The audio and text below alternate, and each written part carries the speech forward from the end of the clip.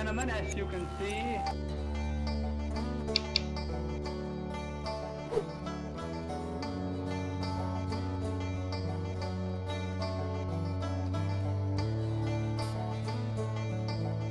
E aí, descobriu o erro? Em inglês, existe um monte de substantivos que não aceitam S no final, pois eles já estão no plural. Eles não podem ser contados e não dá para colocar 1, 2, 3, 20, nenhum número na frente deles.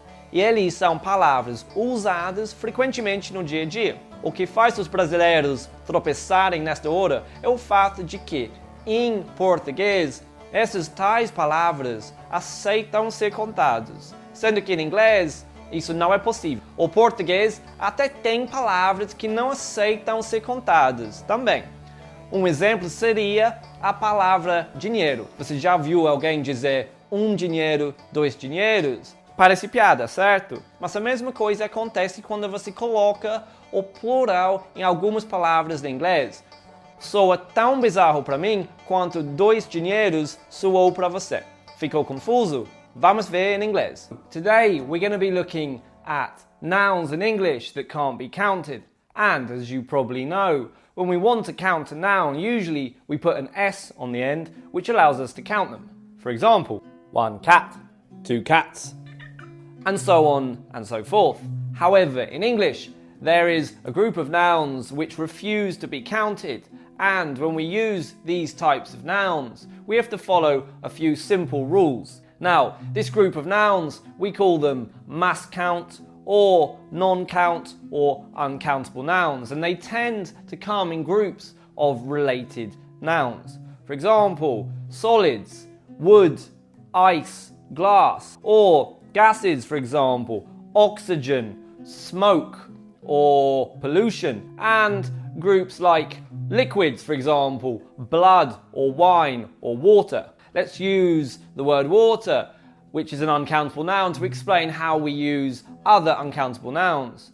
Number one, when we're using water, we can't use it with the article a water, because it's uncountable and a is the same as saying one. So in the situation when we'd want to use a water, we're going to simply swap the word a and use the word some.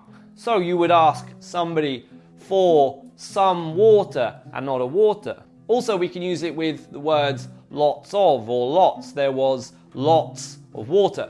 Second of all, because it's uncountable, we can't use it with the determiner many. We have to use the determiner much. So any uncountable noun you use will have to be used with much. There was too much water to take home.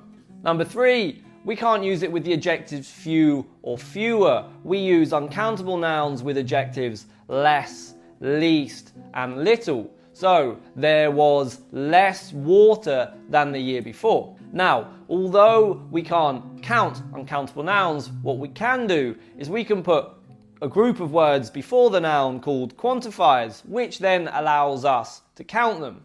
A very simple example with water would be 2 glasses of water, and the 2 glasses of water here is acting as a quantifier for the uncountable noun water. Or, for example, a bottle of water, which again, a bottle of is acting as a quantifier to this uncountable noun water. Or a bucket of water, which is acting as a quantifier to water.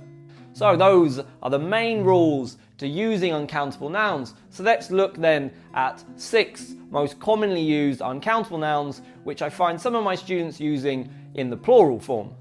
Number 1 is informations, which is an uncountable noun. We can't use it with an S, it's just information.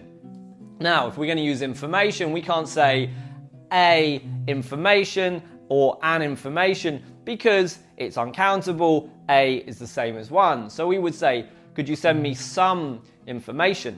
If we want to count it, we can use a quantifier, which is a piece of information. And a simple example would be that the 3 most dangerous pieces of information you can reveal online is your name, your phone number, and your email.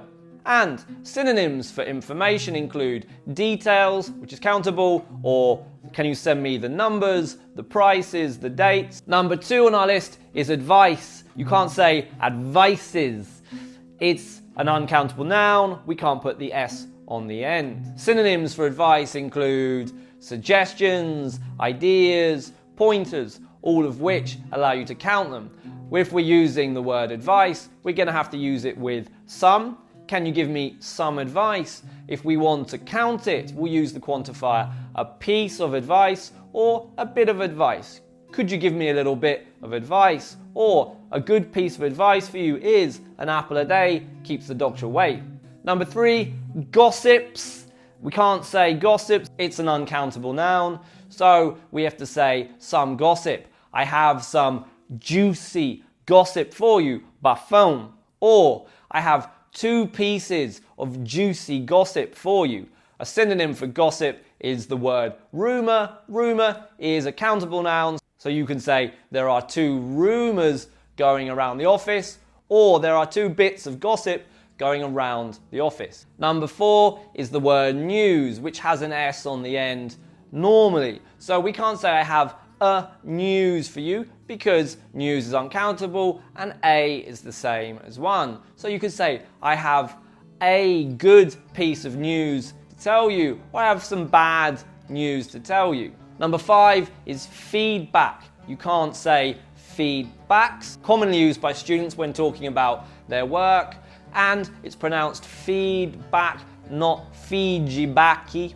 And when we're using this, we can say the client sent us some interesting feedback, or we got 4 good pieces of feedback from the client. And number 6, finally, is the word research. Again, I hear it commonly used by students when they're talking about their work. You can say, I read an interesting piece of research, but you can't say I read an interesting research. A synonym for research is study, so you can say I read an interesting study.